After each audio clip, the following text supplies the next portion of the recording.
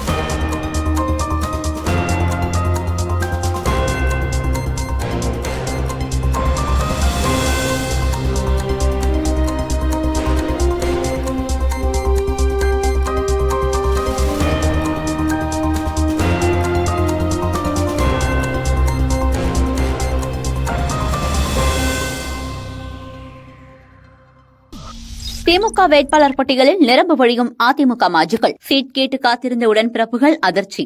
தமிழக தேர்தல் களம் சூடுபிடிக்க ஆரம்பித்துவிட்டது. அதிமுகவை தொடர்ந்து திமுகவும் வேட்பாளர் பட்டியலை வெளியிட்டுள்ளது. கூட்டணி கட்சிகளுக்கு போக 164 தொகுதிகளில் திமுக போட்டியிடுகிறது. அனைத்து வேட்பாளர்களையும் இப்போது ஒரே நேரத்தில் அறிவித்துள்ளார் முதல்வர் ஸ்டாலின். 120க்கும் மேற்பட்ட பட்டதாரிகள், 60க்கும் மேற்பட்ட புதுமுகங்களுக்கு வாய்ப்பு கொடுத்திருப்பதாக முதல்வர் ஸ்டாலின் பெருமையாக சொன்னார். அதே நேரம் அவர் வெளியிட்ட பட்டியலில் அதிமுக மாஜிக்கள் இந்த முறையும் நிரம்பி வழிவதாக உடன்பிறப்புகள் கவலை தெரிவித்துள்ளனர்.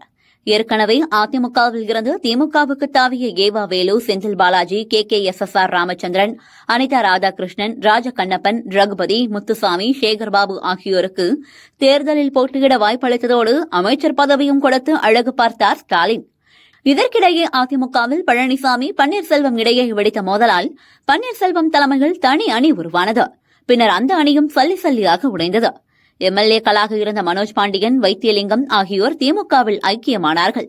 கடைசி நேரத்தில் ஓபிஎஸும் திமுகவிற்கு வந்துவிட்டார். ஏற்கனவே அதிமுகவில் இருந்து திமுகவுக்கு தாவியவர்களுக்கு அமைச்சர் பதவி கொடுத்த ஸ்டாலின் புதிதாக வந்த இந்த 3 பேருக்கும் கூடுதலாக வாய்ப்பு கொடுத்துள்ளார். அதாவது ஏற்கனவே திமுகவுக்கு தாவியவர்களுடன் சேர்த்து இவர்களுக்கும் சட்டசபை தேர்தலில் போட்டியிட வாய்ப்பு வழங்கப்பட்டிருக்கிறது. அதன்படி பன்னீர்செல்வம் போடி, வைத்தியலிங்கம் ஒரத்தநாடு, மனோஜ் பாண்டியன் ஆலங்குளம், செந்தில் பாலாஜி கோவை தெற்கு, அனிதா ராதாகிருஷ்ணன் திருச்செந்தூர், ஏவா வேலு திருவண்ணாமலை, தோப்பு வெங்கடாசலம் பெருந்துறை, சேகர்பாபு துறைமுகம், ராமச்சந்திரன் அருப்புக்கோட்டை, முத்துசாமி ஈரோடு மேற்கு, ரகுபதி திருமயம், ராஜகண்ணப்பன் முதுகுளத்தூர் ஆகிய தொகுதிகளில் போட்டியிடுகின்றனர். கருணாநிதி சமாதியில் பட்டியலை வைத்து கும்பிட்ட ஸ்டாலின், உதய். பரபரப்பு காட்சிகள். முதல்வரும் திமுக தலைவருமான ஸ்டாலின் திமுக வேட்பாளர்கள் பட்டியலை வெளியிட்டார். ஒரே நேரத்தில் 164 தொகுதி வேட்பாளர்கள் பெயரையும் அறிவித்தார். 120க்கும் மேற்பட்ட பட்டதாரிகள், 60க்கும் மேற்பட்ட புதுமுகங்களுக்கு வாய்ப்பு கொடுத்திருப்பதாக பெருமையாக சொன்னார். வேட்பாளர் பட்டியலுடன் உடனே கிளம்பி மெரினா பீச்சில் உள்ள கருணாநிதி சமாதிக்கு சென்றார். பட்டியலை சமாதியில் வைத்து கும்பிட்டார். மகனும் துணை முதல்வருமான உதயநிதியுடன் சமாதியை சுற்றி ஒரு ரவுண்ட் வந்தார்.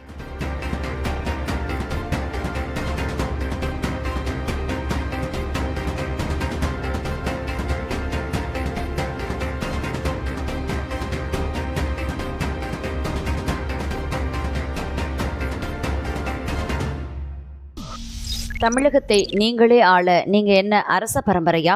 தமிழகத்தை ஸ்டாலின், உதயநிதி, சபரீசன், துர்கா என்ற 4 அதிகார மையங்கள் ஆட்டி படைக்கின்றன என எடப்பாடி பழனிசாமி சொன்னார். கருணாநிதி குடும்பம் மட்டும்தான் ஆட்சி அதிகாரத்தில் இருக்க வேணுமா? இங்க இருக்கிற ராமசாமி, குப்புசாமி, சின்னசாமி அதிகாரத்துக்கு வந்தா மக்கள் ஏற்றுக்கொள்ள மாட்டார்களா? இது என்ன வாரிசு அரசியலா? ஏன்னா ராஜா பரம்பரையா, அரசு பரம்பரையா? அந்த குடும்பத்தை சேர்ந்தவர் தான் ஆட்சிக்கு வர வேணுமா? திரு ஸ்டாலின் அவர்களே, இந்த தேர்தலோடு திரு கருணாநிதி குடும்பத்திற்கு முற்றுப்புள்ளி வைக்கின்ற தேர்தல். இனி தமிழகத்தை ஆளக்கூடியவர்கள் சாதாரண குடிமகன் தான் தமிழகத்தை ஆள முடியும். அதற்கு நீங்கள் துணை நிற்பீங்களா? அவர்கள் கனவு கண்டு கொண்டிருக்கிறார்கள். திராவிட முன்னேற்ற கழகம் திரு கருணாநிதி குடும்பத்தில் பிறந்தவர்கள் தான் ஆட்சி அதிகாரத்துக்கு வர வேண்டும் என்று எண்ணிக்கொண்டிருக்கின்ற கனவை தகர்த்தறிவீர்களா? இன்றைக்கு தமிழகத்திலே 4 அதிகார மையங்கள் ஆண்டு கொண்டிருக்கின்றன. தமிழகத்தை ஆட்டிப்படுத்திக் கொண்டிருக்கின்றது. ஒன்று ஸ்டாலின் அவர்கள், 2 உதயநிதி அவர்கள், 3வது திரு சபரீசன், 4வது திரு ஸ்டாலினுடைய மனைவி அவர்கள். 4 அதிகார மையங்கள் இந்த நாட்டிற்கு தேவையா? நடைபெறுகின்ற சட்டமன்ற பொதுத் தேர்தலிலே மக்களோட ஆட்சி அகற்ற வேண்டும் என்ற அடிப்படையிலே அதிமுக தலைமையிலே மிகப்பெரிய கூட்டணி அமைச்சிருக்கின்றோம். அர்ஜுன் ராம் மேக்வால் சமரசம். அண்ணாமலை போட்ட பதிவு.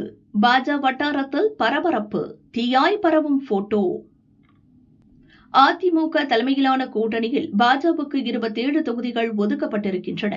2021இல் 20 தொகுதிகளில் தான் பாஜக போட்டியிட்டது. அதிமுக ஒதுக்கிய தொகுதிகள் குறித்து பாஜக முன்னாள் மாநில தலைவர் அண்ணாமலை அதிருப்தியில் இருப்பதாக கூறப்படுகிறது. கோவை மாவட்டத்தில் தனக்கென செல்வாக்குடன் வலம் வரும் அண்ணாமலை சிங்காநல்லூர் அல்லது கவுண்டம்பாளையம் தொகுதியில் போட்டியிட திட்டமிட்டிருந்தார். ஆனால் கோவை மாவட்டத்தில் கோவை வடக்கு தொகுதியை மட்டும் பாஜகவுக்கு எடப்பாடி பழனிசாமி கொடுத்துள்ளார். இதை முன்கூட்டியே தெரிந்துதான் தொகுதி பங்கீடு ஒப்பந்தம் கையெழுத்தான போதும், எந்தெந்த தொகுதிகள் என அறிவிப்பு வெளியான போதும் அந்நிகழ்ச்சிகளில் கலந்து கொள்ளாமல் அண்ணாமலை புறக்கணித்தார். இதனால் கடும் அதிருப்தியில் அண்ணாமலை இருக்கும் நிலையில் கோவைக்கு மத்திய அமைச்சர் அர்ஜுன் ராம் மேக்வால் நேற்றிரவு வந்தார். அவரை ஏர்போர்ட்டில் அண்ணாமலை வரவேற்றார். இன்று காலை அர்ஜுன் ராம் மேக்வால் அண்ணாமலையை சந்தித்து சமரசம் பேசியதாக பாஜக வட்டாரங்கள் கூறுகின்றன.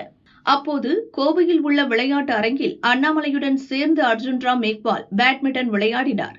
அந்த படங்களை சமூக வலைதளத்தில் அண்ணாமலை பகிர்ந்துள்ளார்.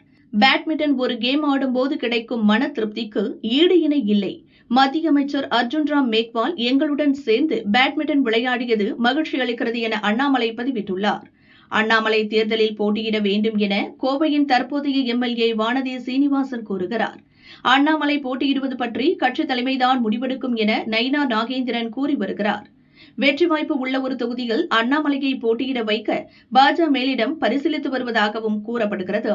அதன் தொடர்ச்சியாகவே அர்ஜுன் ராம் மேக்வால் சந்தித்ததாகவும் பாஜக வட்டாரங்கள் தெரிவிக்கின்றன. ஆனால் அது பற்றியெல்லாம் கவலை இல்லை.